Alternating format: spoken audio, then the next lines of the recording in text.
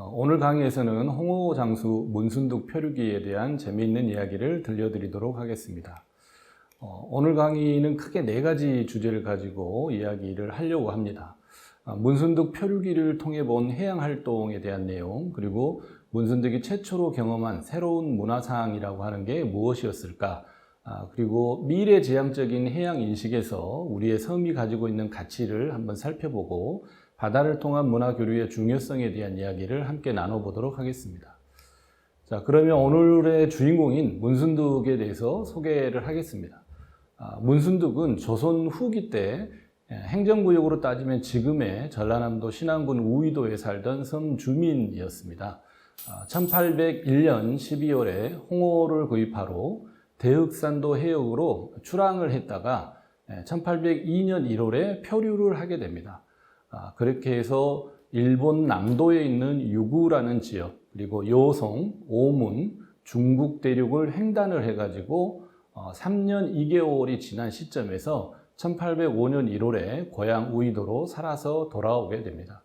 대부분의 표류인들은 한 지역을 표류해서 경험을 하고 돌아온 경우가 있는데, 문순득은 다양한 여러 지역을 동시대에 경험을 했다라고 하는 특징이 있습니다.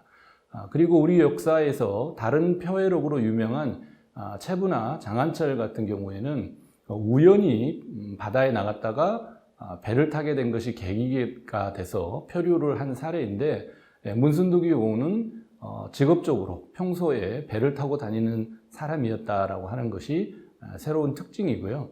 이분은 우의도에서 영산강 위역 포구를 오가면서 상업활동을 했습니다. 그래서 조선시대에도 섬사람들이 굉장히 활발하게 해양활동을 했다는 증거가 되는 그런 인물이 되겠습니다. 문순득의 스토리가 아주 특별하고 재밌는 이유는 유배인 정략전하고의 만남이 있었기 때문입니다. 문순득이 표류한 후에 3년이 지나서 고향인 우의도에 살아서 돌아왔습니다. 마을 주민들은 다 죽은 것으로만 생각을 했는데, 문순득이 3년 만에 살아오자 모두가 깜짝 놀라는 그런 상황이 벌어졌습니다. 그런데 이때 우의도는 조선 후기 때 소흑산도라고 불리면서 유배인들이 보내지는 그러한 섬이었습니다. 문순득의 고향 마을 바로 앞집에 당시 유명한 실학자였던 정략전 선생이 유배와 있었습니다. 바로 다산 정략용의 친형이고, 우의도와 흑산도에서 유배 생활하면서 물고기 백과사전인 자산어보를 집필한 것으로 유명한 실학자가 되겠습니다. 정략전은 문순득의 표류 경험담을 매우 흥미롭게 들었습니다. 그리고 그 들은 이야기를 표해시말이라는 기록으로 남겨서 역사에 전하게 됐습니다. 기록만 전한 게 아니라 정략전이 문순득의 이야기를 듣고 너무 재미있어가지고 그에게 호를 하나 지어줬는데, 그 호의 이름이 천초라는 이름입니다. 문순득의 족보에도 실제로 이렇게 천초로 기록되어 있는데, 그렇다면 천초라는 게 무슨 의미를 가지고 있을까요? 바로 그대가 조선인 중에 최초라는 의미가 되겠습니다. 문순득 이전에도 채부나 장한철처럼 표류를 당했다가 살아 돌아온 사람들이 있었습니다. 그런데 정략전이 어떤 이유 때문에 문순득에게 당신이 조선인 중에 최초이다 라는 의미의 호를 지어줬을까라고 하는 점이 매우 흥미롭습니다.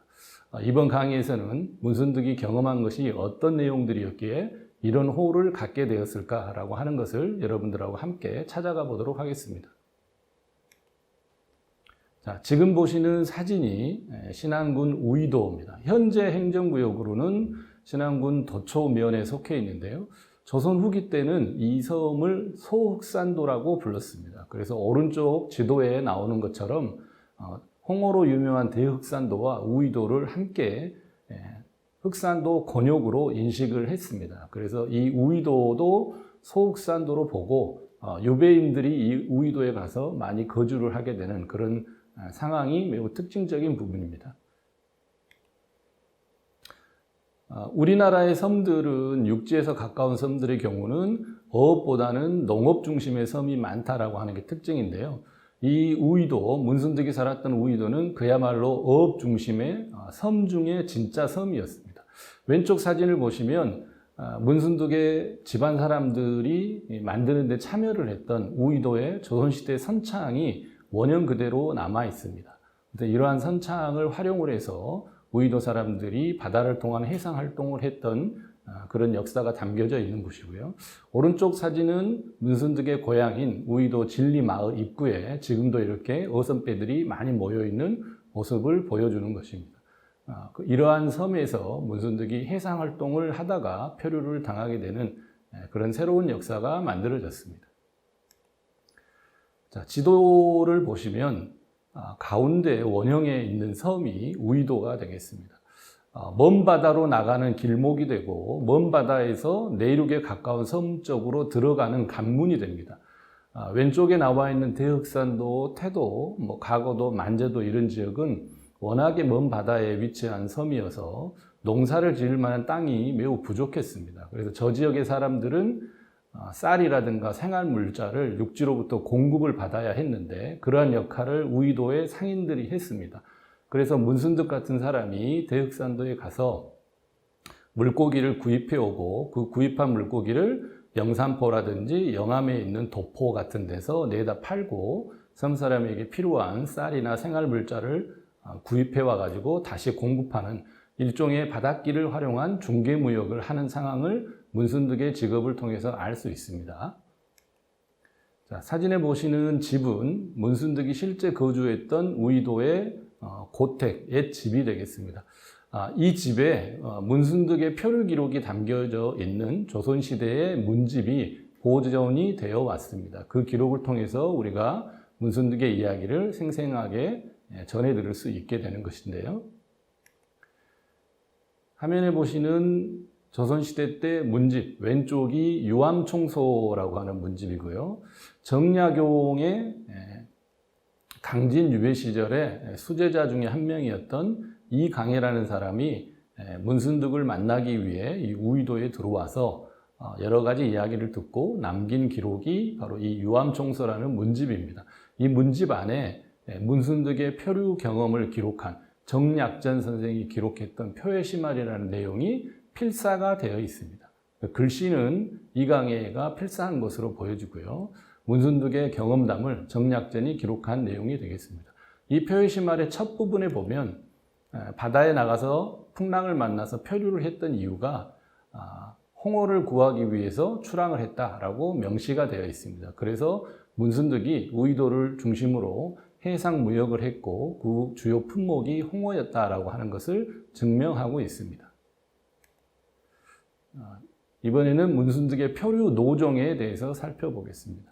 화면에 나와 있는 굉장히 복잡한 지명들이 보이는데요. 이 지명이 문순득이 표류를 통해서 거쳐갔던, 체류하고 경험했던 지역들을 표기한 것이 되겠습니다. 기존의 다른 표류인들은 일본이나 중국 이런 지역으로 한 나라를 경험하는 것이 대부분의 사례인데 문순득은 흑산도 지역에서 풍랑을 만나가지고 제주도 인근을 지나쳐서 오늘날의 일본의 오키나와 현에 해당되는 남쪽에 있는 섬으로 흘러 들어갔습니다. 그쪽에서 머물다가 중국으로 이동을 하기 위해서 또 출항을 했는데 또다시 풍랑을 한 번 더 만나서 2차 표류를 하게 됩니다. 그렇게 해서 흘러간 곳이 여송이라고 하는 지역인데요. 이 여송은 오늘날의 필리핀에 해당되는 곳입니다. 필리핀에 머물면서 이번에는 중국으로 건너가기 위해서 중국 남쪽 해안에 있는 마카오라는 지역으로 이동을 하게 됩니다. 그리고 마카오에 가서 석 달 정도 머물다가 이번에는 중국 대륙을 횡단을 해서 남경, 북경을 거쳐서 우리나라 고향 우이도까지 살아서 오게 됩니다. 이게 3년 2개월에 걸친 그런 대항해의 역사가 담겨있는 문순득의 표류 노정이 되겠습니다.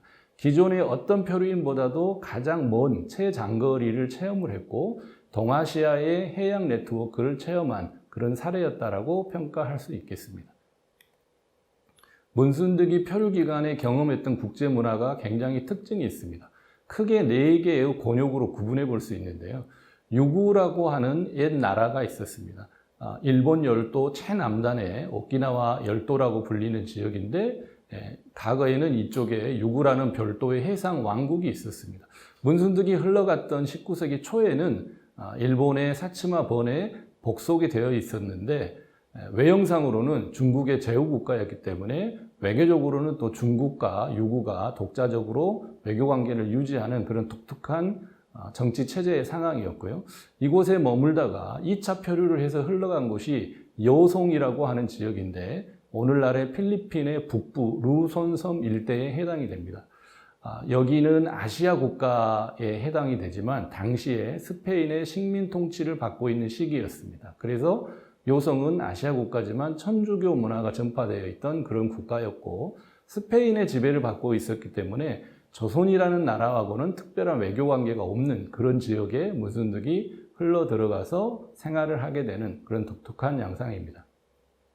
필리핀에서 살다가 다음에 이동한 곳이 오문이라고 불리는 지금의 마카오가 되겠습니다. 이 마카오 역시 영토로는 중국에 속한 청나라에 속한 영토였는데 당시에 포르투갈 사람들이 들어가서 개항장을 만들었던 그런 독특한 공간이 되겠습니다. 그래서 포르투갈의 유럽 문화를 중국에 전파했던 그런 중심지가 되겠고요. 이 지역에는 포르투갈 사람들과 청나라 사람들이 함께 공존하고 있던 지역이었습니다.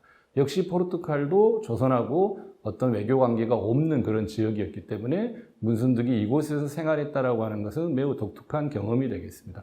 그리고 당시에 중국 대륙은 명나라 이후로 청나라가 지배하는 그런 시기가 되어 있었습니다.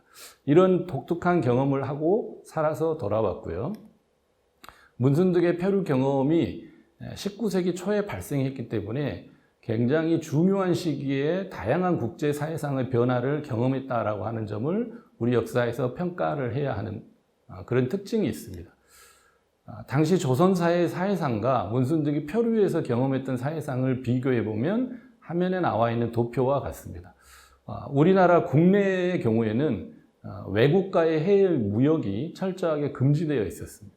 그리고 서양의 종교를 받아들이는 것도 금지되어 있었습니다. 중국 중심의 외교 정책이 펼쳐지고 있었던 상황이었는데 문순득이 해서 가게 됐던 지역들은 외국과의 해외 무역이 가능했고요. 서양의 학문이나 천주교가 이미 보급되어 있는 그런 특징을 가지고 있습니다. 그리고 일부 국가에서는 식민지 지배체제가 운영되고 있는 그런 독특한 사회상이었습니다. 19세기 초 근대의 길목에 문순득이 표류를 통해서 이런 다양한 외국의 국제사회의 변화를 경험했다라고 하는 점이 매우 독특한 경험으로 볼 수 있고요. 폐쇄적이었던 조선시대에 섬과 해안가 주민만이 이런 독특한 경험을 할 수 있었다라고 이야기할 수 있습니다.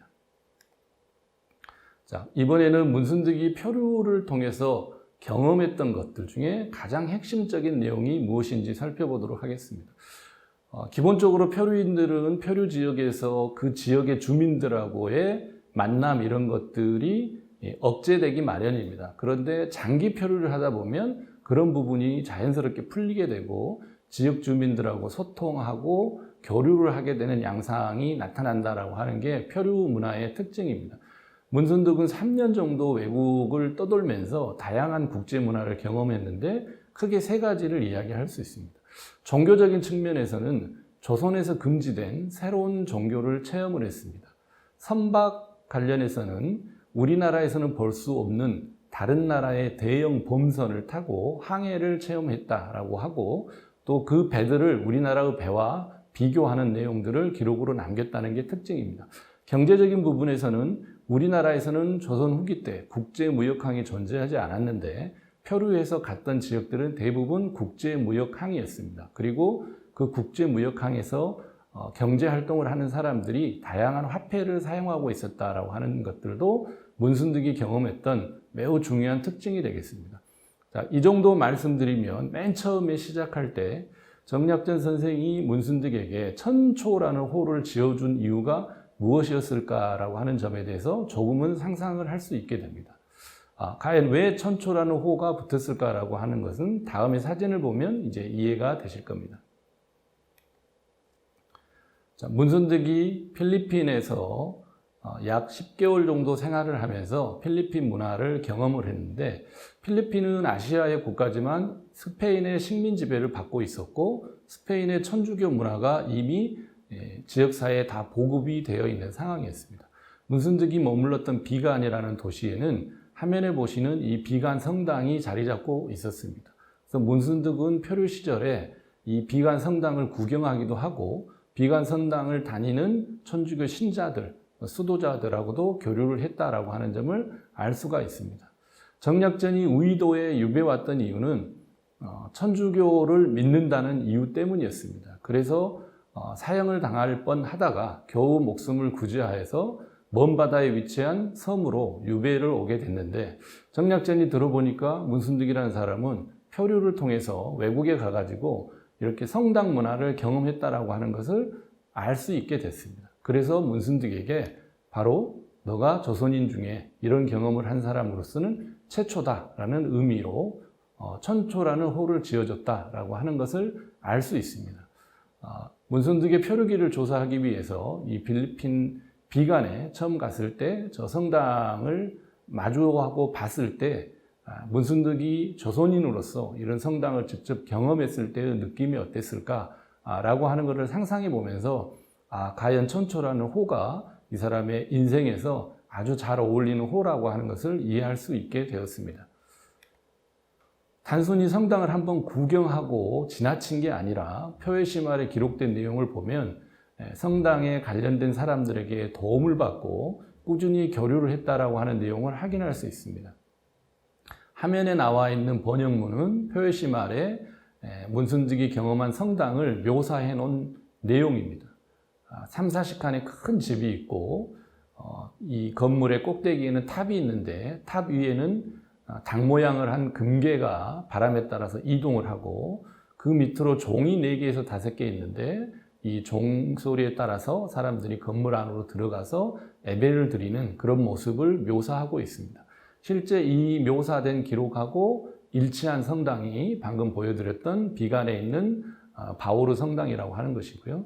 이 기록에 나오는 바로 그 종탑이 지금 이 성당 앞에 그대로 원형대로 나와 있습니다.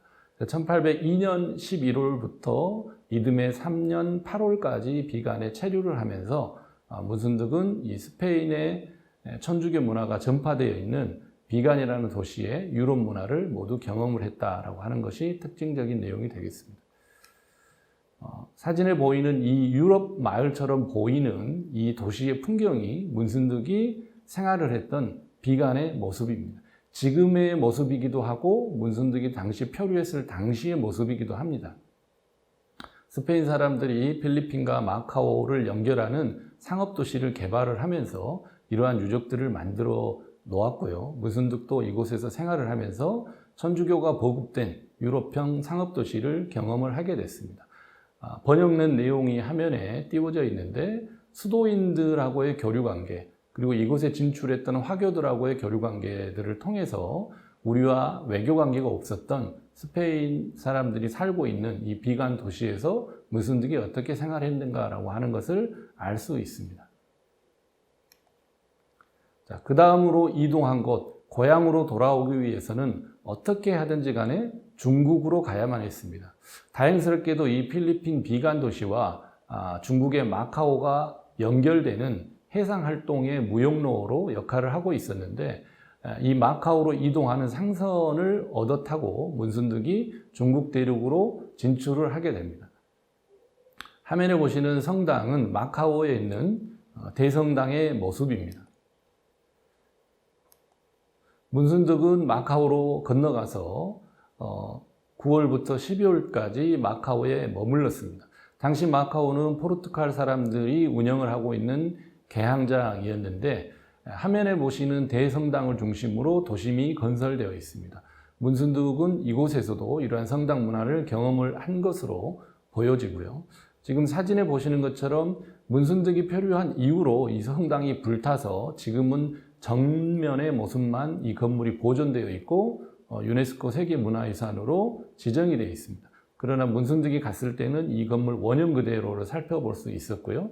이 마카오라는 지역은 포르투갈의 유럽 문화가 중국에 전파되어 있는 도시라는 특징이 있습니다. 유명한 김대건 신부가 1837년에 이곳으로 신학 공부를 하기 위해 유학을 간 것으로 알려져 있는데 문순득은 표류를 통해서 이미 34년 먼저 이 지역을 경험을 했습니다. 그래서 우리 역사에서 서구 문화가 진출되어 있는 중국 땅을 최초로 경험한 조선 사람이 바로 문순득이었다라고 하는 점도 문순득 표류 경험에서 아주 독특한 양상이 되겠습니다. 예, 지금까지는 문순득이 표류했던 지역의 매우 독특한 사회적인 양상에 대해서 설명을 드렸고요. 이제부터는 문순득이 이런 지역에서 경험한 내용들 중에 가장 특징적인 거, 핵심적인 내용들을 살펴보도록 하겠습니다. 굉장히 다양한 문화의 경험을 하고 그 관련된 문화들을 기록으로 남겼고 문순득이 경험했던 지역의 언어까지도 이 표해시말이라고 하는 기록에 담겨 있는데 그 중에서도 문순득이 천초라는 이름에 걸맞게 경험했던 내용 중에 또 다른 특징 중에 하나는 당시 우리나라에서 경험할 수 없었던 외국의 대형 선박들을 타고 항해 체험을 했다라고 하는 겁니다. 그 중에 첫 번째가 유구라고 하는 나라에서 중국으로 가는 진공선을 체험했던 사례가 되겠습니다. 이 유구는 중국으로 조공을 바치는 배를 띄워보내면서 그것을 무역활동으로 연결시키는 해상왕국의 문화적인 특징을 가지고 있었습니다. 문순득 같은 표류인이 왔을 때도 중국으로 가는 진공선에 태워보내서 중국을 통해서 조선으로 돌려보내는 그런 방식을 취하고 있었습니다. 문순득도 중국으로 가는 조공선, 진공선이라고 기록에는 표현이 되어 있습니다. 이 진공선에 탑승을 해서 원래는 중국 복주로 향해 가고 있었는데 정말 운이 없게도 또다시 태풍을 만나서 2차 표류를 해가지고 필리핀으로 흘러가게 됐습니다. 그 전까지 타고 다녔던 배가 어떤 배였을까 관련 자료를 조사해 보면 오른쪽에 제시한 이 사진에 나와 있는 배가 되겠습니다. 이 배가 당시 중국으로 가는 유구의 진공선의 일반적인 형태가 됩니다.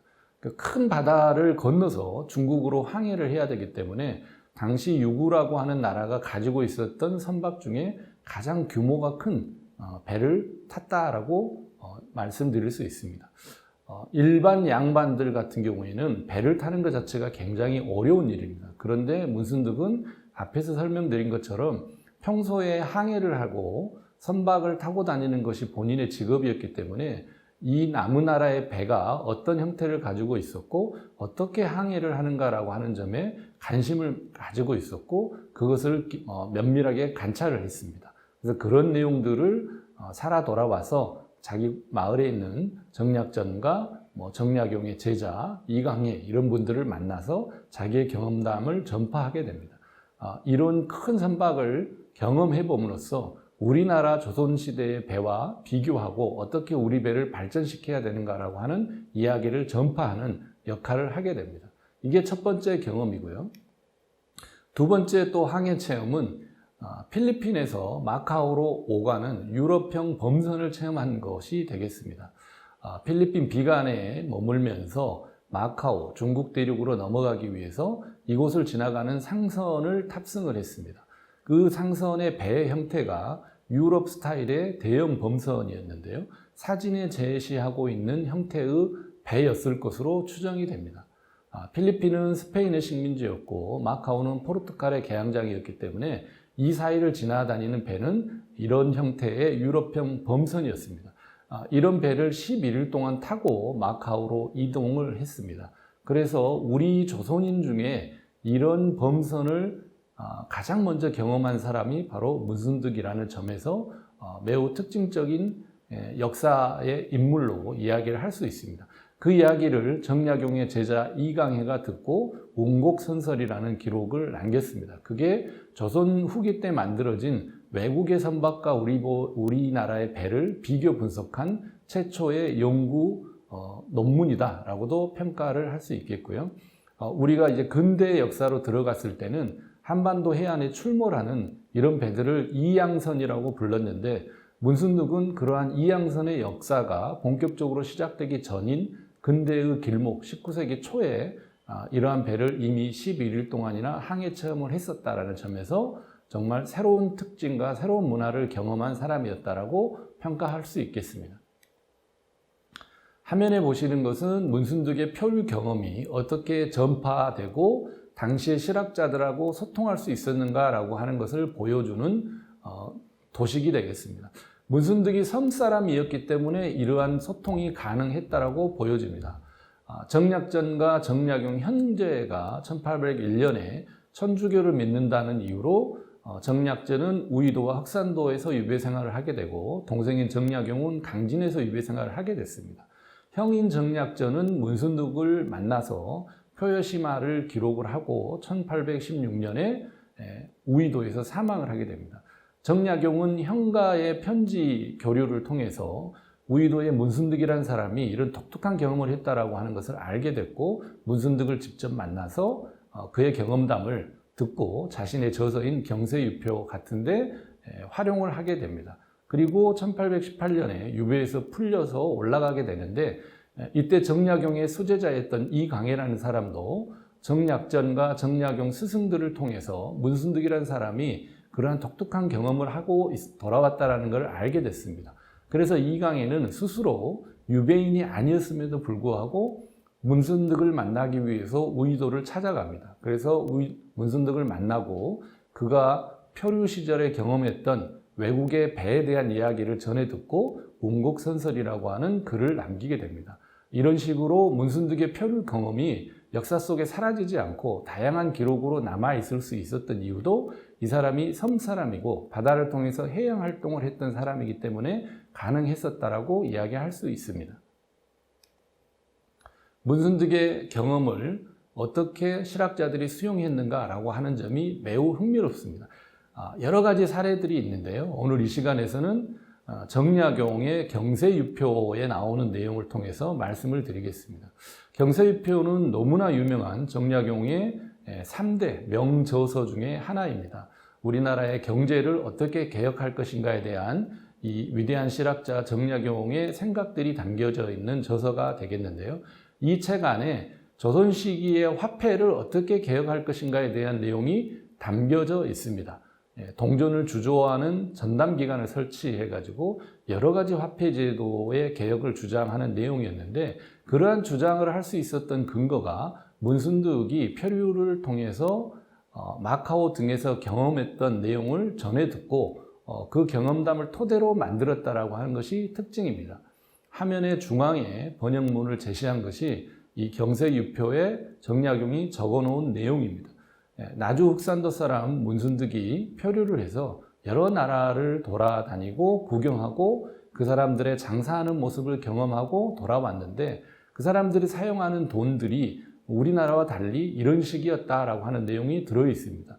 그래서 경세유표에는 정약용이 문순득의 이야기를 들어보니 정말 효율성이 높다라고 판단을 했습니다. 그래서 조선의 화폐 제도도 이런 나라의 방식처럼 따라가고 개혁하면 굉장히 좋겠다라고 하는 이야기를 경세유표에 담아놨습니다.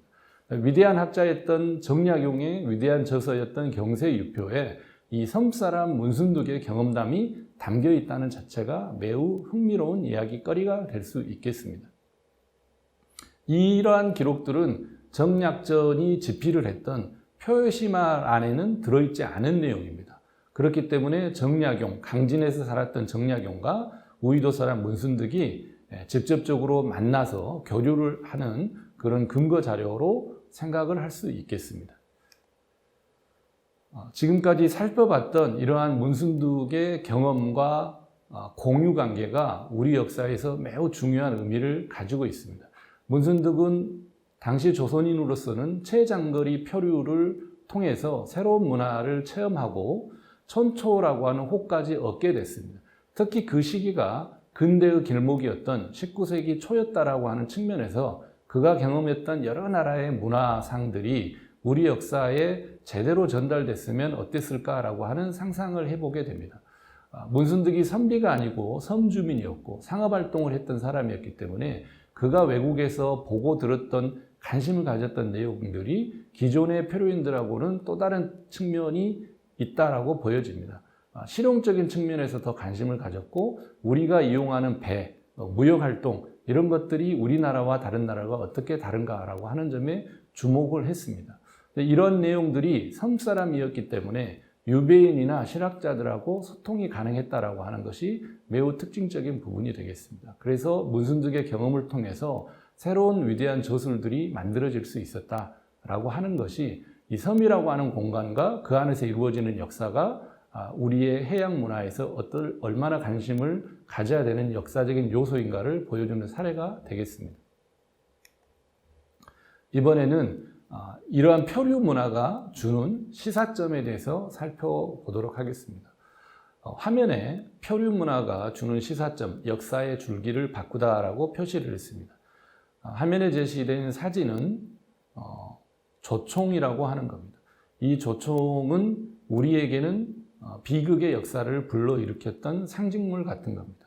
1592년에 일본이 조선에 쳐들어오면서 이 조총으로 무장을 하고 들어왔습니다. 그 전에는 감히 조선을 넘볼 생각을 못하고 있다가 이 조총이라고 하는 무기가 일본에 전파가 되면서 일본이 조선에 침략 전쟁을 일으킬 수 있는 원인이 됐습니다. 그런데 이 일본의 조총은 어떻게 해서 만들어지고 전래되었을까라고 하는 점을 생각해 볼 필요가 있습니다. 이게 바로 표류가 남긴 문화 교류입니다. 표류라고 하는 것은 우연히 일어난 해난 사고로 볼 수 있습니다. 그런데 이 해난 사고의 이면에는 문화 교류의 역사가 이어진다라고 하는 점입니다. 일본이라는 나라의 조총이 전래되고 조총이 일본의 문화적인 상징처럼 등장할 수 있었던 것은 이 섬과 바닷길을 통해서 이 조총이라고 하는 것이 일본에 전파되었기 때문입니다. 그 전파될 수 있었던 것도 바로 표류 역사를 통해서였습니다. 임진왜란이 일어나기 한 50여 년 전에 1543년에 일본의 다네가시마라는 섬에 표착을 해온 포르투갈의 배에서 이 조총이 전래되게 되었습니다. 일본의 다네가시마라고 하는 섬에는 조총박물관이라고 하는 기념관이 만들어져 있는데요. 왼쪽에 보시는 사진이 이 포르투갈 상선이 표류해 와서 일본 섬 주민들하고 교류하고 있는 모습을 보여주고 있는 그림이 되겠습니다. 배를 고치는 과정에서 섬 사람들에게 도움을 받아야 했기 때문에 떠날 때 뭔가 감사의 선물을 줄 필요가 있었습니다. 그때 전래된 것이 바로 조총이었다라고 하는 것이고요. 일본인들은 이렇게 해서 조총을 입수를 했고 그 조총을 분석하고 재현을 해서 일본 전역에 조총이 보급되게 됐습니다. 그래서 일본 다네가시마에서는 그 역사를 기념해서 이렇게 조총 박물관을 만들어 놓고 섬 주민들은 본인들의 노력으로 이 조총의 역사가 일본에서 시작되었다라고 하는 점에 상당한 자부심을 가지고 이러한 내용들을 문화 콘텐츠 자원으로 또 활용을 하고 있습니다. 반면에 일본이 이 표류를 통해서 조총이라고 하는 것을 입수를 하고 일본의 역사의 줄기를 바꾸어 놓았다라고 설명을 했는데 우리 조선의 상황은 어땠을까라고 하는 점을 살펴볼 필요가 있습니다. 우리나라에도 하멜이라고 하는 네덜란드의 표류인들이 들어와서 장기간 거주를 했습니다. 그럼에도 불구하고 우리는 서양의 문화를 받아들이는 데서 매우 소홀했다라고 하는 점들을 알 수 있는데요. 화면에 보이는 내용은 문순득의 표류 경험과 관련해서 비교 대상이 되는 사례가 되겠습니다. 제주도에 어느 날 여송인 필리핀 사람들이 표류해 왔는데 이 사람들이 약 9년 동안이나 어디에서 온 사람인지도 확인이 되지 못하고 국내에 머물러야 되는 상황이 발생을 했습니다. 1801년 8월에 5명이 들어왔는데 우리나라 관리들이 이 사람들을 만나서 인터뷰를 시도를 합니다. 신문을 하는데 어디서 왔느냐고 물어보면 이 사람들은 하나같이 마카웨라고만 외쳤습니다. 그런데 우리나라의 관리들은 이 마카웨라는 단어, 이 한 단어를 이해하지 못했습니다. 그래서 무작정 중국으로 이 사람들을 보내면 중국에서 알아서 하겠지 하고 보냈는데 중국에서도 이 표류인들이 어디서 왔는지를 확인하고 보내지 않는다는 이유로 다시 조선으로 되돌려 보내는 그런 상황이 반복됐습니다. 그랬는데 이 사람들이 외쳤던 마카웨라고 하는 내용이 무슨 뜻이었는지를 생각해 보면 문순득이 표류 경험을 통해서 생활을 하다 돌아왔던 마카오라고 하는 도시의 지명이라는 것을 알 수 있습니다. 즉 이 여송 사람들, 필리핀 사람들이 마카오를 오가면서 무역 활동을 하는 사람이었는데 제주도에 표류를 해와서 너희들이 어디에서 왔느냐라고 물어보면 마카오라고 외치고 우리들을 마카오로 되돌려 보내달라라는 의미였습니다. 그런데 당시 조선의 관리들과 조선 정부에서는 이 마카오라는 단어, 마카오라고 한문으로 기록되어 있는 이 단어를 이해하지 못했기 때문에 이 사람들을 9년 동안이나 국내에 방치하는 그런 상황이 발생을 했던 겁니다. 다행스럽게도 나중에 이 문순득의 존재가 알려지면서 문순득이 필리핀이나 마카오를 경험하고 왔다라고 하는 사실이 정부에 알려지고 문순득이 관련된 도움을 제공을 하면서 이 사람들이 어디에서 왔는지를 확인할 수 있었다라고 하는 내용이 조선왕조실록에 수록이 되어 있습니다. 무려 그것이 9년이라는 시간이 소요됐기 때문에 당시 조선이라는 나라가 바다 건너 외국의 세상, 세계 문화의 흐름들을 파악하지 못했다라고 하는 상황들이 실제 어떠 있는지를 이 사례를 통해서도 확인할 수 있습니다.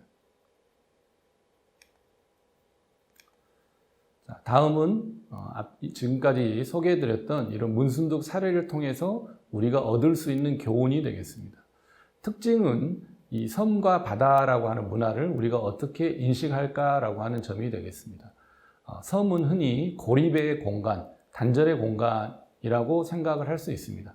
바다를 통해서 외부 세계와 막혀 있다라고 하는 인식이 고정관념으로 우리 역사에 전파되어 왔습니다. 그런데 문순득의 사례를 통해서 얻을 수 있는 것은 섬이라고 하는 공간이 고립의 공간만은 아니다.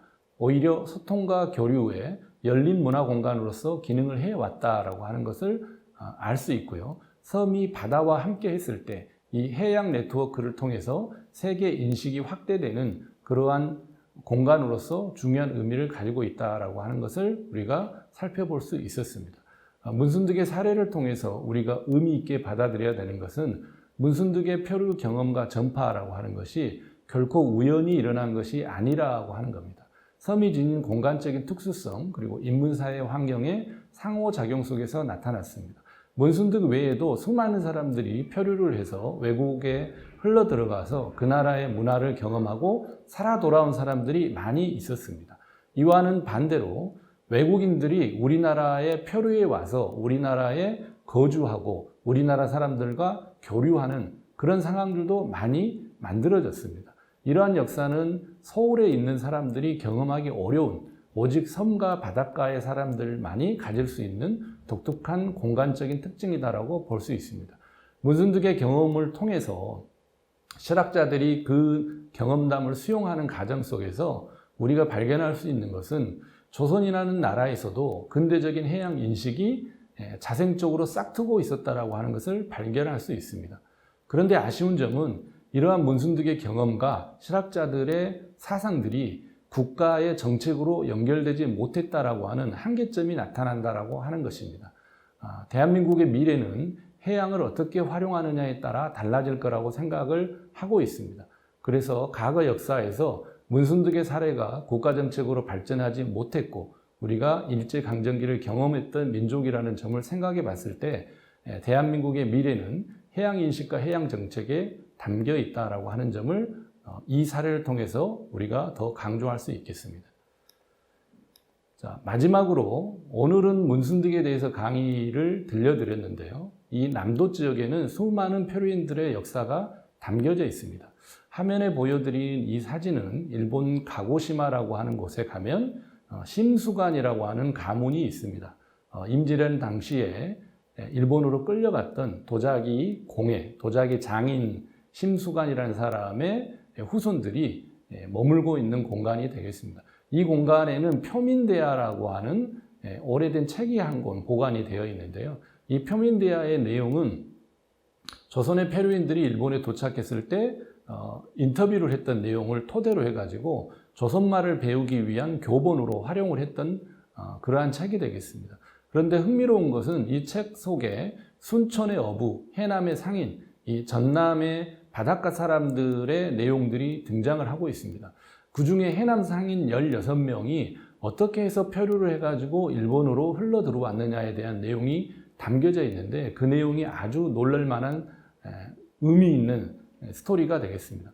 해남의 어부들이 함경도 덕원에서 건어물들을 구입을 하고 그것을 강원도, 오늘날의 현 울진 일대에서 판매를 합니다. 그리고 그 수익금으로 콩을 사서 돌아오다가 표류를 했다라고 하는 내용이 담겨 있습니다. 전라남도 땅끝에 해당되는 해남에 살던 사람들이 지금의 북한 지역에 해당되는 함경도 덕원까지도 해양 활동을 했고 강원도에 가서 물건을 판매하는 그런 활동을 했다라고 하는 것이 이 표류인의 기록을 통해서 우리가 확인할 수 있는 내용이 되겠습니다. 일반적인 간찬 기록에서는 쉽게 발견할 수 없는 내용이지만 이 표회록과 관련된 역사에서 이 남도민들이 얼마나 활발한 해양 활동을 했는가라고 하는 점을 확인할 수 있겠습니다. 자, 이상에서 살펴본 표류의 역사, 문순득의 표류 경험들을 통해서 얻을 수 있는 시사점을 말씀드리면서 오늘의 강의를 정리하도록 하겠습니다. 남도의 지리적인 특징을 살펴봤을 때 바닷길을 통한 문화교류의 역사가 발달되어 왔다라고 하는 겁니다. 문순득을 사례로 살펴봤지만 이외에도 수많은 표류인들의 역사가 있고 우리에게 익숙한 해저 유물과 관련된 내용들도 결국은 이 표류의 역사가 만들어낸 관련된 유산이다라고 볼 수가 있습니다. 조선시대는 세국정책, 해금시대, 섬에 사람이 못 살게 하는 그런 정책을 했던 시기로 알려져 있습니다.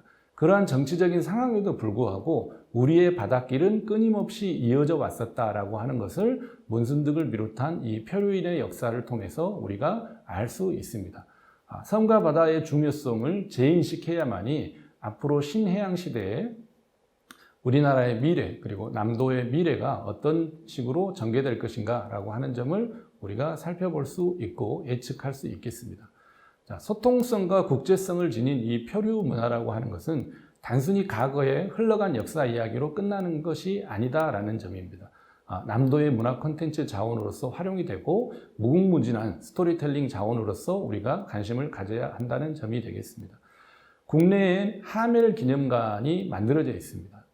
제주도 강진, 여수에 관련 기념관이 있는데 문순득을 비롯해서 채부, 장안철, 수많은 표류의 역사가 있음에도 불구하고 정작 우리들의 이야기가 담겨져 있는 표류 역사 기념관은 단 한 군데도 현재는 만들어지지 있지 않습니다. 이런 부분에 대해서도 우리가 관심을 가질 필요가 있겠고요. 이 표류인 이야기는 이 호남 사람들, 특히 남도민들의 해양 활동을 보여주는 스토리텔링의 보고라는 점에서 앞으로 더 많은 관심이 필요하다고 말씀드릴 수 있겠습니다. 이상으로 강의를 마치도록 하겠습니다. 시청해 주셔서 고맙습니다.